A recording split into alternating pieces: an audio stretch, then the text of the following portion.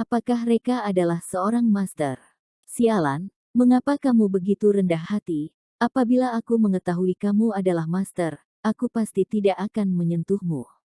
Kualitas mental Shanks sangat kuat sekali. Mengetahui bahwa penyesalan sudah tidak berguna lagi, Shanks langsung menenangkan diri. Pergi dermaga kota Geffen.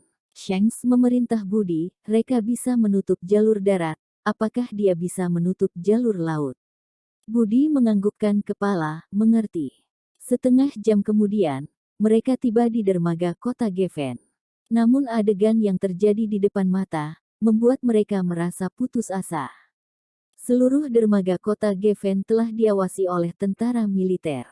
Pada saat ini, tentara militer bersenjata lengkap berdiri di dalam dan luar dermaga. Terdapat puluhan kapal perang berpatroli di sungai, takut seseorang menyelam ke seberang sungai. Shanks berkata dengan nada suara bergemetaran, "Master, hanya bisa menggerakkan salah satu dari tentara angkatan darat atau tentara angkatan laut saja. Dapat menggerakkan angkatan darat dan angkatan laut dalam waktu yang sama, setidaknya pangkat orang tersebut adalah Kolonel Wolf, hanya berjarak satu pangkat lagi dari jenderal. Sialan, aku telah provokasi orang penting yang seperti apa." Pada saat mereka merasa cemas, ponsel Budi berdering. Begitu Budi melihat nomor telepon yang di layar ponsel, berkata, "Tuan Sabre, aku turun dari mobil untuk terima panggilan dulu." Tidak menunggu persetujuan dari Shanks, Budi bergegas turun dari truk untuk menjawab panggilan tersebut. Setelah mengakhiri panggilan, Budi tercengang, ekspresi wajahnya penuh dengan ketakutan. Dirinya tidak pernah menyangka, orang penting yang seperti ini akan menelpon dirinya sendiri. Dan mereka menelpon dirinya karena masalah Shanks.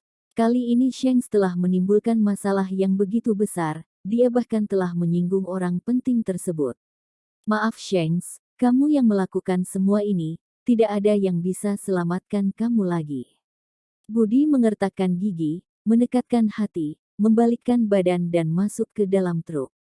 Shanks berkata, "Budi, apabila benar-benar tidak ada cara lain lagi, kamu menempatkan aku di desa kecil, bahkan di saluran pembuangan juga boleh." Budi berkata, "Tuan Sabre, tidak perlu. Temanku baru saja teleponku. Dia punya pesawat pribadi, bisa mengantar Anda keluar dari kota Geffen dengan selamat." "Benarkah?" Kedua mata Shanks berbinar-binar, "Baiklah jika punya pesawat, segera pergi cari temanmu. Reka dapat menutup jalur darat dan jalur laut, apakah dia bisa menutup jalur udara?" Orang yang berhak menutup jalur darat, jalur laut, dan jalur udara dalam waktu yang sama, itu pasti berpangkat tinggi. Tetapi dia mengenal semua tentara militer dewa perang hotline legendaris, tidak ada yang bernama Reka. Lagi pula Reka begitu muda, bagaimana mungkin dirinya adalah jenderal? Master di usia seperti dirinya sangat jarang ditemukan.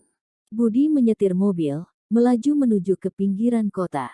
Tidak lama kemudian, mereka tiba di sebuah pelataran pesawat terbang di pinggiran kota.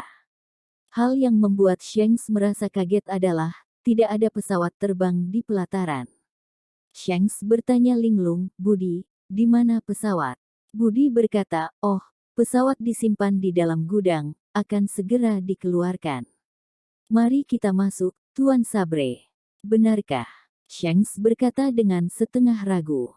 Namun sekarang dirinya tidak punya jalan lain lagi, dan dia percaya bahwa Budi tidak akan mengkhianati dirinya, sehingga dia turun dari mobil dan pergi bersama Budi.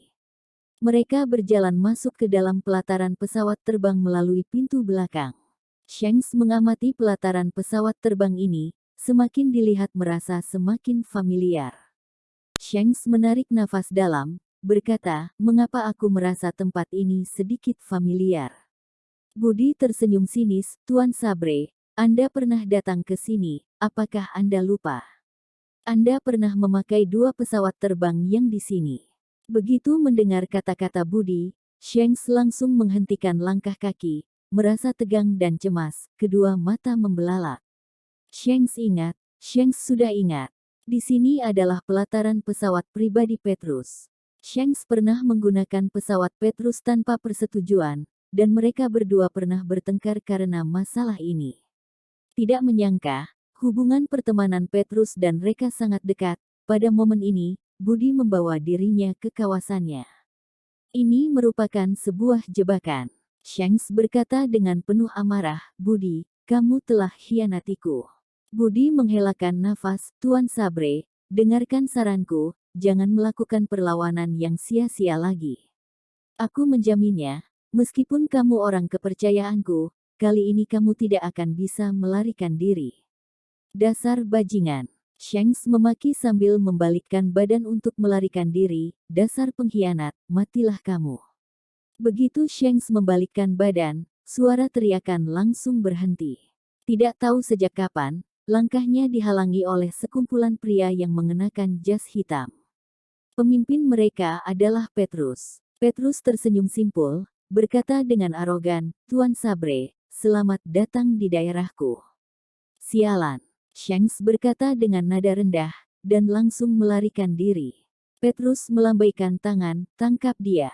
Sekumpulan pria yang mengenakan jas hitam bergegas mengejar Shanks. Shanks adalah petugas militer, sehingga kekuatan fisik sangat kuat. Sedangkan semua pengawal Petrus adalah pasukan khusus underground, kekuatan mereka tidak lemah juga. Satu orang tidak dapat melawan orang banyak, pada akhirnya Shanks tertangkap juga. Shanks ditimpa oleh banyak orang, terlihat sangat malang. Petrus menghelakan nafas, "Shanks, apakah kamu masih ingat?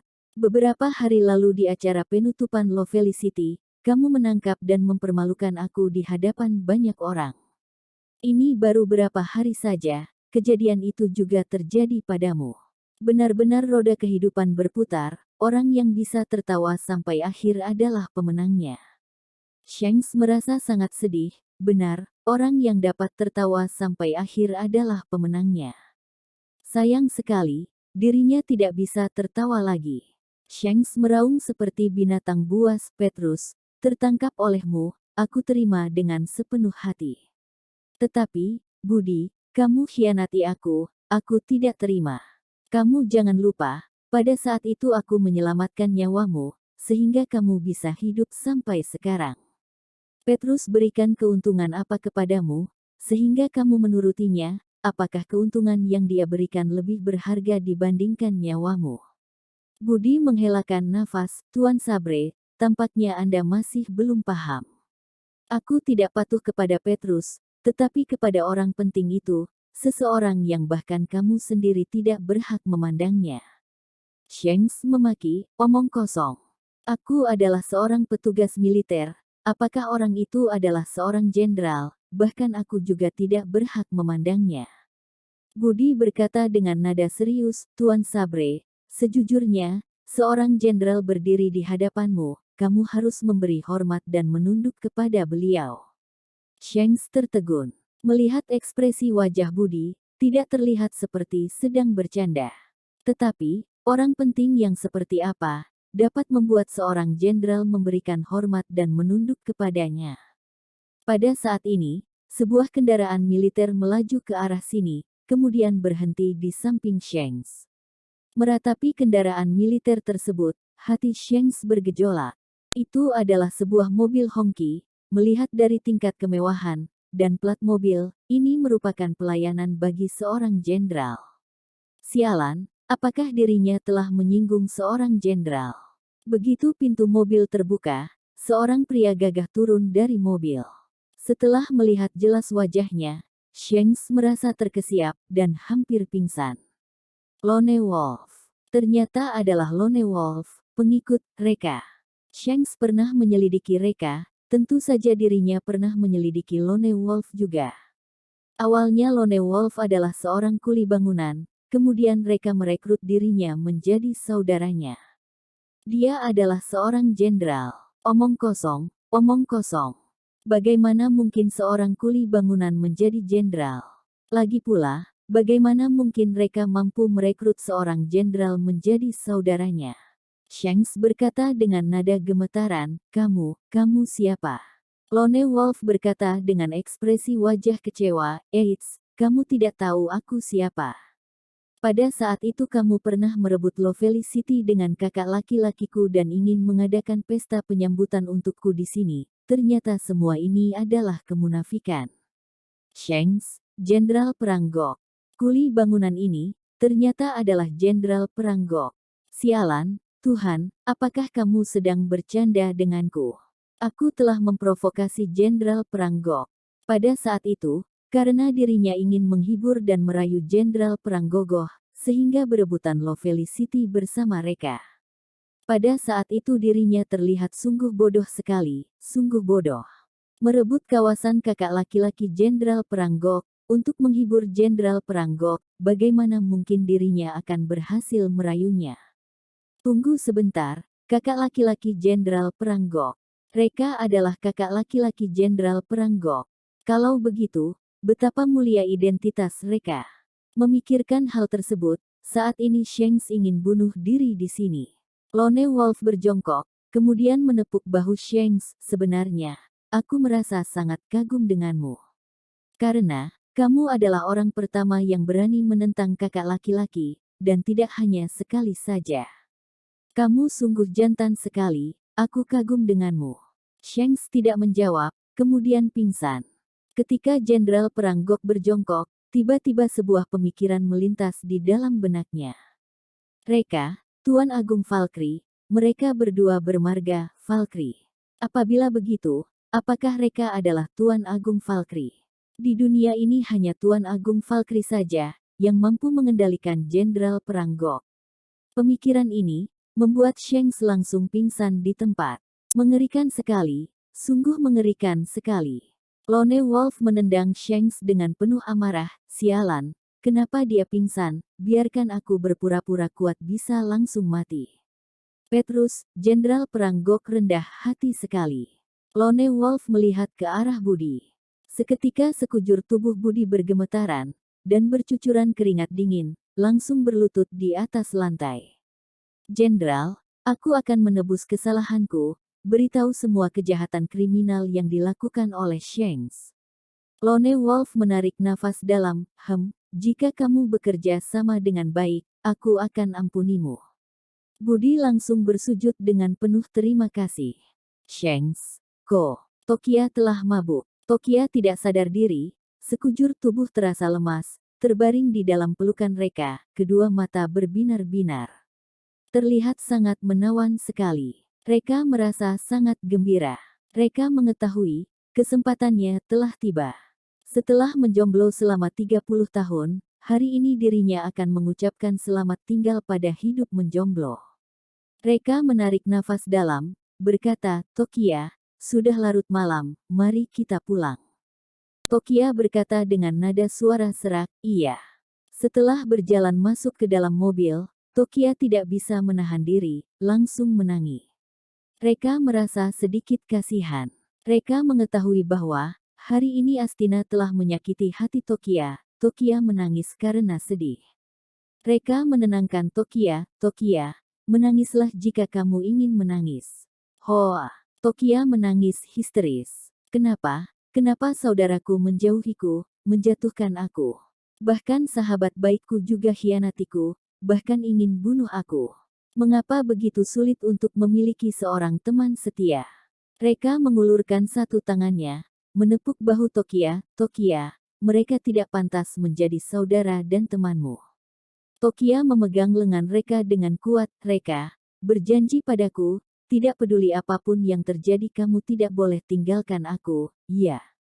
Kamu adalah segalanya bagiku, jika kamu tinggalkan aku tidak tahu apakah aku masih memiliki keberanian untuk hidup. Mereka mengemudi dengan satu tangan, kemudian memegang Tokia dengan satu tangan lagi dan berkata, Tokia, jangan khawatir. Sekarang kita adalah bagian paling penting dari satu sama lain, kita akan mati jika kita berpisah. Iya, akhirnya suasana hati Tokia menjadi lebih baik. Satu hal lagi, setelah kita menjadi tua, kamu tidak boleh meninggal sebelumku. Jika aku sendirian, pasti akan merasa sangat menderita. Mereka memberikan sedikit isyarat, tidak akan, anak kita akan temanimu. Ngomong-ngomong, bukankah kamu suka anak kecil? Kamu suka anak laki-laku atau anak perempuan? Wajah Tokia memerah. Bagaimana mungkin dia tidak mengerti maksud Reka? Selama itu adalah anak kita.